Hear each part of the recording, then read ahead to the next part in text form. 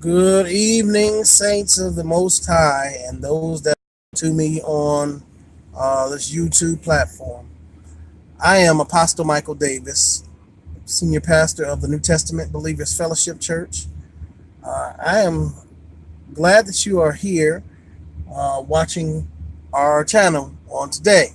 But first, before we get started on the subject matter at hand, I would like for you to do several things for me. I would first like for you to hit that like button to give us the thumbs up on the video. Uh, the next thing I would like for you to do after that, I'd like you to subscribe uh, and then also hit the little notification bell further to the right of the subscribe button so you can get the notifications every time I come on with a new video. And then I would lastly like you to do is comment and share this video with others that you know. So with that being said, I'm thankful to God that you all are here, and I'm waiting for some more of you to come on as I'm doing this live. Now, double agents in the church. Now it is has been coming out, since the different events that has been happening. Alrighty, Prophet Darius, thank you for coming on. Invite some more people because I'm about to crack this thing open, and I'm about to blast some stuff open about what happens in church and why some of the people in our generation and the other generations behind us and before us do the things that they do. Okay. Well, the crazy thing is stuff. When we think about somebody that was a double agent in the Word of God, we think of Judas. Judas was a part of Jesus or Yeshua's ministry, and he was a double agent. So he was around when Yeshua performed all the miracles and stuff like that, but then he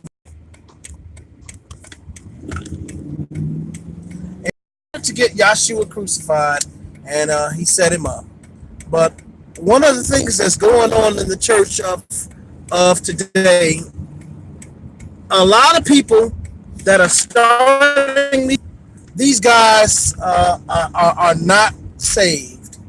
They haven't been delivered from their sins, and then they undercover practice a lifestyle of sin, and they're leading the sheep that they shepherd, or they're under shepherds over into a much worse situation.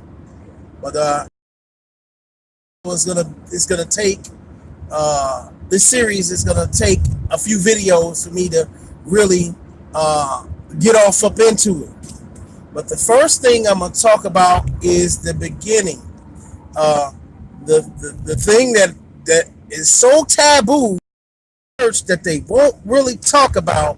They always try to get everybody to be quiet because somebody gonna get exposed. They start when they start talking about sex. So I remember when I was growing up, I grew up Kojic, and and it was like this. You had your boys over here, your girls over here, and when our little hormones was growing up, we was thinking about how we was gonna get that poom poom. We were thinking about it. But how did we get to the thought process of thinking about how we was gonna get that poom poom, or whatever it was? Well, how a lot of this stuff started, somebody introduced us to it at an early age, or we saw something that we wasn't supposed to see, and it opened the door for a spirit to enter into us, get us open, get us exposed, and then we would start to like what we see and then possibly act out what we are seeing. And the first thing, people say, well, okay, well, how did a hoe become a hoe? A hoe became a hoe because somebody, done put that puss on them, or they done put that ping on them. They dropped it like it was hot on that person when they was young, and they liked it, and they got out of control with it, and it just get to the point to where they seen that they couldn't stop. And then of course they grow up in the church, and they keep going, and then if they're not delivered, they turn around and do the same thing to some other young person and get them turned out, and then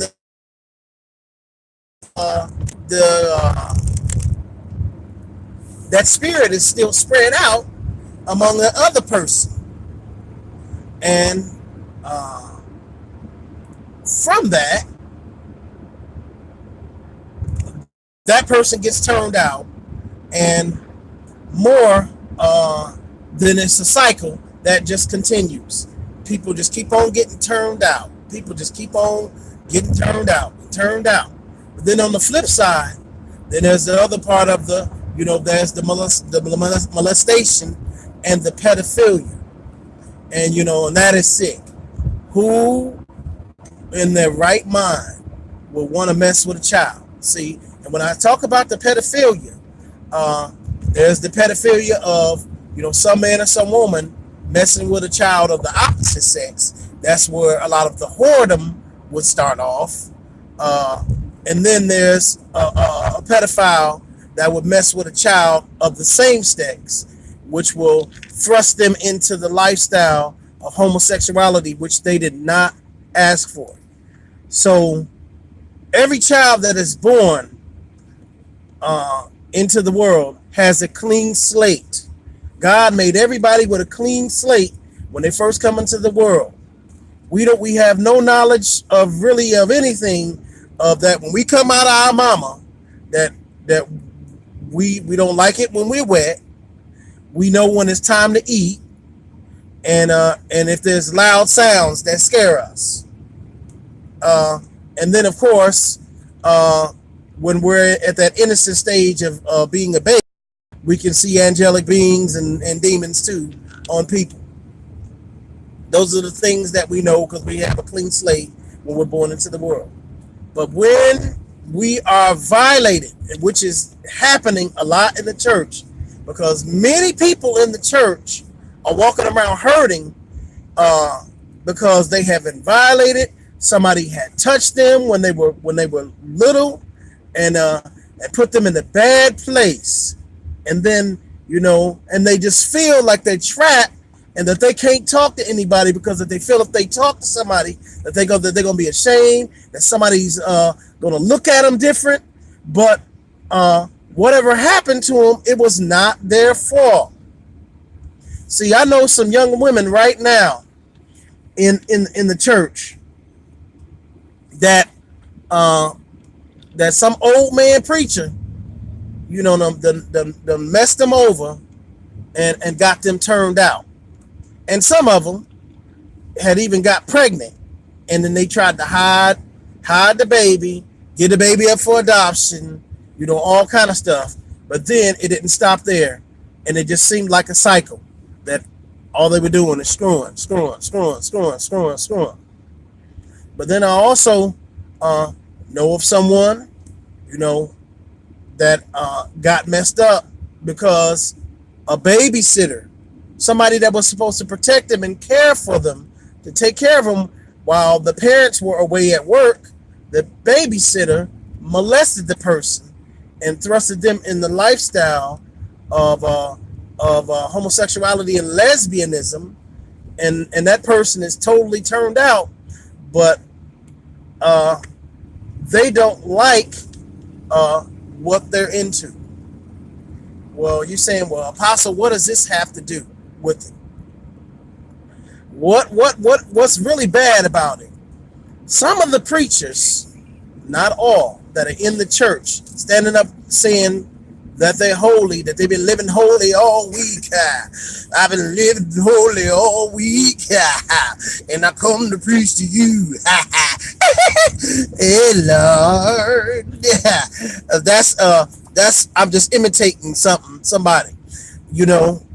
Why don't we check their record, check their closet? Because some of those same preachers that's out there preaching to you in your congregations every week uh, may have been a rapist. Some of them have raped women, uh, or raped men in their office in the church. Some are pedophiles and have touched kids, and raped and molested kids uh, in the church, and that is awful. And then they'll turn around and say that you going to hell if you say something about it. But the real truth is, some of them is the ones that's turning folk out and trying to keep it on the down low, that you don't say nothing, and then they'll quickly pay people off so they won't talk. If you say if you agree, say amen. Come on, talk to me, because I know of it. I know it's happening, and I'm just gonna put it out there, and I'm gonna talk about it because it's a problem. Preachers nowadays, if they're not delivered, they're causing a stumbling block for people to get saved. People can't get saved and get delivered if the person that they really depend on to help them to get healed and delivered is the one messing them over or the one freaking them after church. It's just like, how could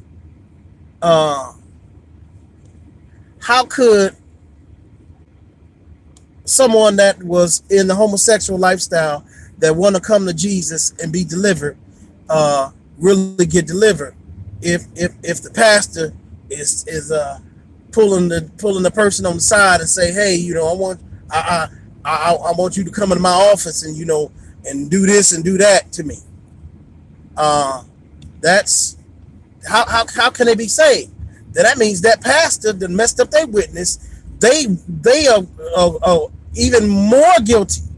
They're worse, and God should chop them the chopped liver, because they're initiating stuff and they're leading other people to hell in a handbasket with gasoline draws, because they trying to keep their stuff on the low.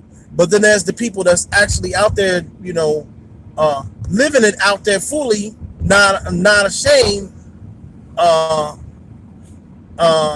doing what they do.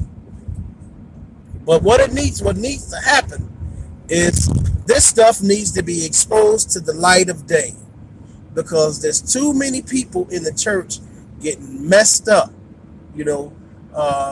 People have been raped, people have been molested, and thrusted into lifestyles of whoredom and homosexuality, which is what they didn't ask for. And this is hurting the children out there. This is hurting children, and this is hurting the body of Christ, because people will come to church and they'll be sitting there just crying, and they'll be on the altar crying and crying and crying and calling out to God saying, Lord, help deliver me. Break this soul tie from me. I feel like can't shake it. And then there's the other thing with the double agents. Say that preacher, that pastor tell you don't use drugs, but then they the ones on the side selling you coke and selling you heroin, and got you in the back in the back of the church rolling up a spliff, rolling up a blunt, and y'all back there smoking it, laced with something. That what is that saying? That means that preacher, that pastor, they're being a double agent. they preaching and teaching one thing, but they're living another thing. But in the moment that you expose them, then they want to go Benedict Arnold or go Judas on you, and then have you hand it over to the authorities. So this is so paradoxical and oxymoronic. It's like calling the kettle black. How can you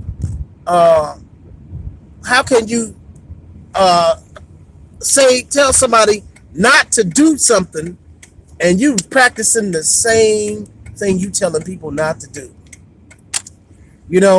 Before I really got saved, people of God, I was a limping, lying, fornicating, adulterous bastard. And that is the truth. And when I came into the ministry, and I wasn't married.